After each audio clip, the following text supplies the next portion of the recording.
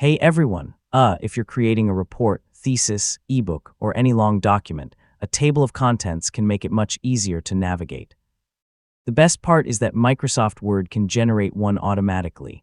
In this tutorial, I'll show you exactly how to create, update, and customize a table of contents. So let's get started. Before creating a table of contents, you need to apply Word's built-in heading styles.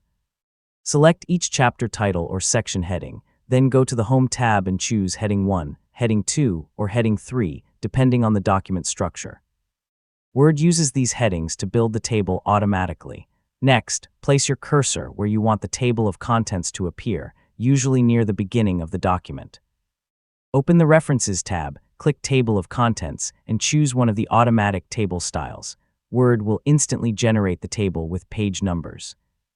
As you edit your document, page numbers and headings may change. Instead of recreating the table, simply click anywhere inside it, then choose Update Table.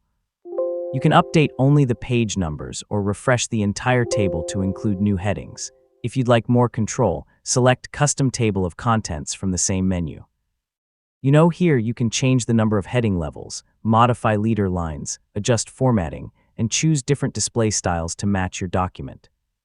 One common mistake is manually typing the table instead of using Word's automatic feature. Also avoid formatting headings manually without applying heading styles, because Word won't recognize them when building the table of contents.